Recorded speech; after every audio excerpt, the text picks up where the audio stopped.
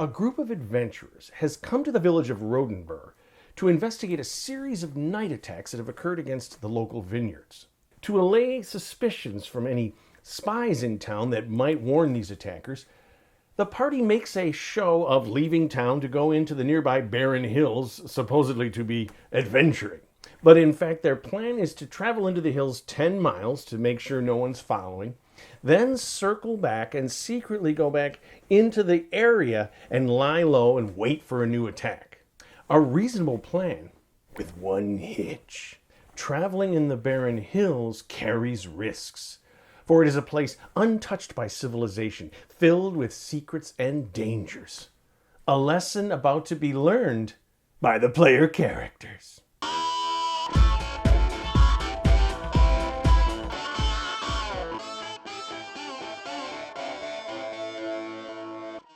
Hello again, I'm KR King. This is my YouTube channel, helping one and all homebrew their own D&D campaign. This video is one in a series on creating a long-term conflict in your campaign, but it's also a little bit of a standalone. It's a random encounter that's generated by the player's actions, going into the Barren Hills as part of their plan to figure out who's attacking the village of Rodenburg. So in this video, I'm going to create an encounter map for this, random encounter in the hills. And then in the next video, I'm going to talk about, some ideas for some creatures that might be living here using the input of you, the viewer. And each of these examples will illustrate some things I went over in the previous video on deadly encounters, how they can happen, how to avoid, decimating the whole party, some clever ideas on that. And the thing is, this is what happens when you create, now I think I'm like the 46 videos or something. I'm constantly referring back to earlier videos and this video and that.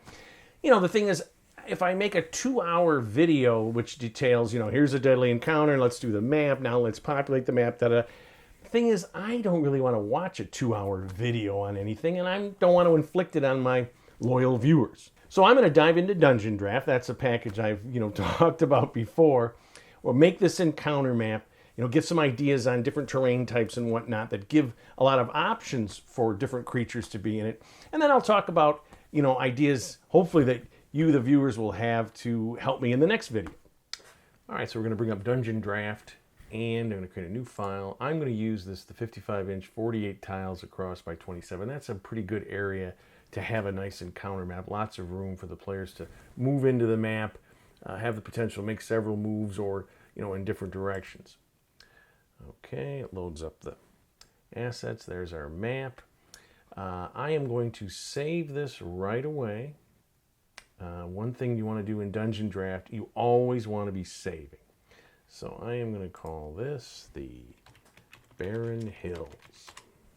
So the first thing that I'm going to do, my basic terrain, this first one is going to be what the terrain is everywhere on your map. I've got this set the biome to settlement. Let's say we wanted to say mountain.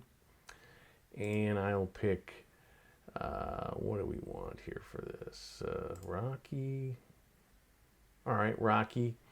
And then this is going to be, well, first I'm going to make a water source here, right in the center of my map. I'll make that blue. And let's see here, brush. And I'll start with something like this. Okay.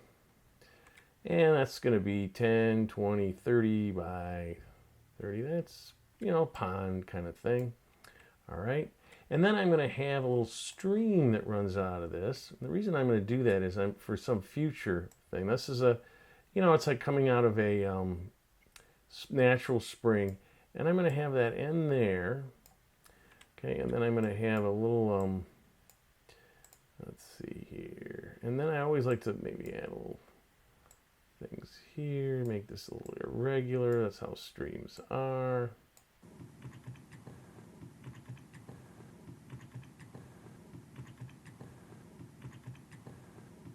So next, I think what I will do is I will create some terrain heights. This it blocks line of sight, which can make your encounters more interesting, more dangerous. You can have surprise, you can have creatures that are living here that can see your player characters before they get there.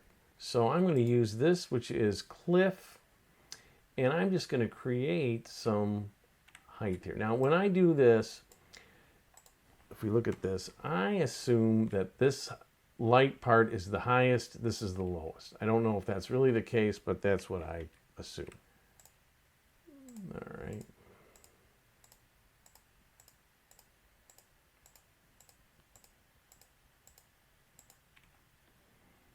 If you hit Control, you can.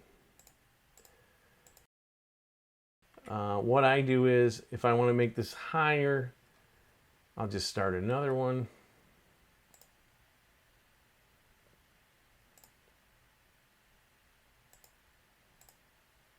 I'm going to put something around this this water. So this is going to go down into a ravine, which I will create.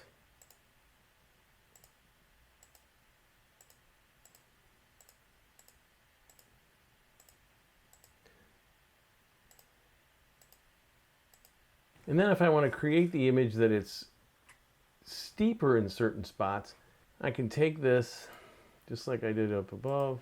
So it's getting deeper and deeper.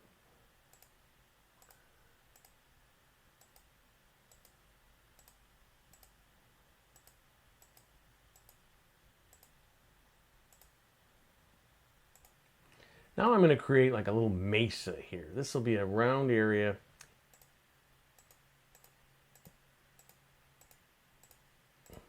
And I'm going to save.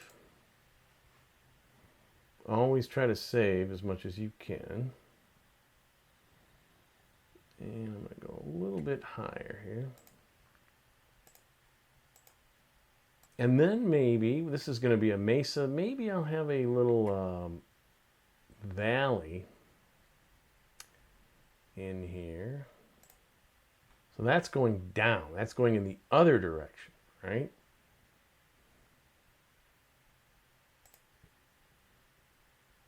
And depending on how steep you want that, how far down is that? So you always have, this is the top, right? This is the bottom. You can play with these all you want. If you want to have another mesa here, I'm just going to see. What I want to do is I want to create my path. So I'm going to say sand. And this is where the characters are going to come in. And then I'll have sand around there. Another thing that I'm going to do at the base of this, I'm going to put some rubble. Further distinguish.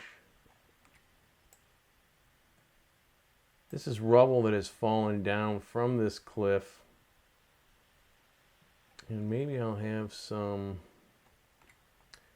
down in here.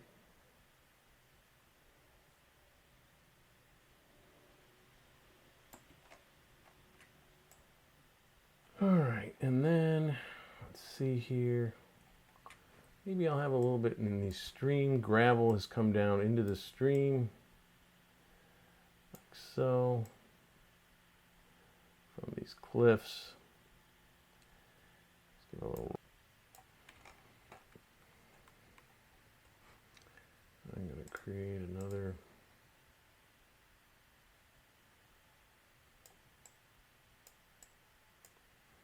And what that does is that creates that natural path there. And what we can do too is we can edit and move this.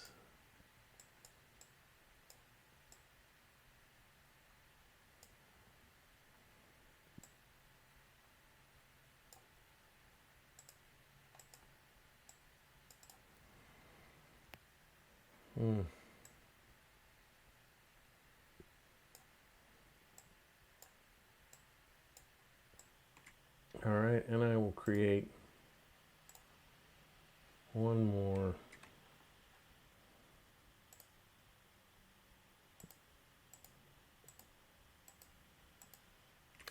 right, so now I've got my elevation set.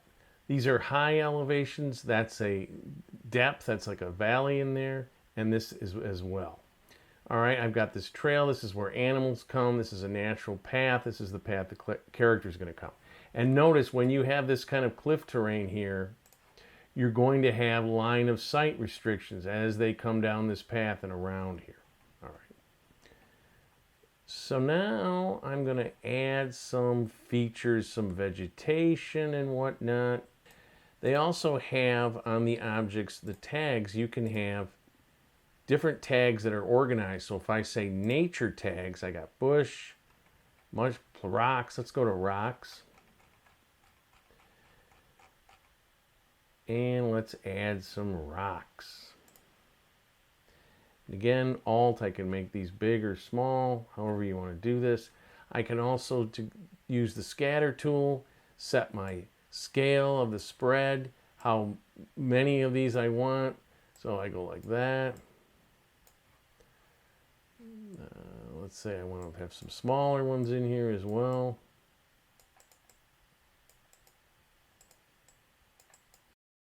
Maybe I'll put some thorns down at the bottom of this ravine.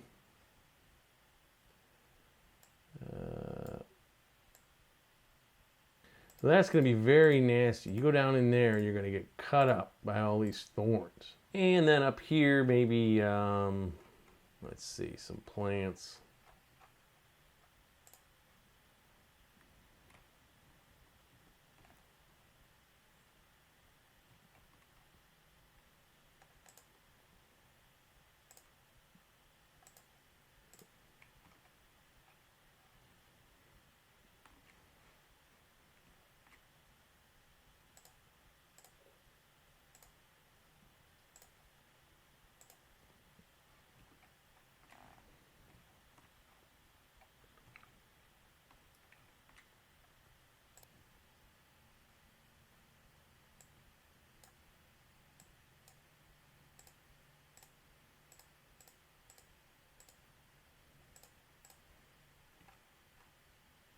So now I have my basic encounter map, and I've got these different elevations. This is down low, this is up high. We've got line of sight restrictions. We've got the water, obviously this stream. At this pond, this flows down into some subterranean chamber that I don't define, but obviously things can come up out of that. I've got this mesa here, perhaps flying creatures could live there. And then I got this ravine filled with thorns. I'm not sure what would live there, but maybe you could be creative.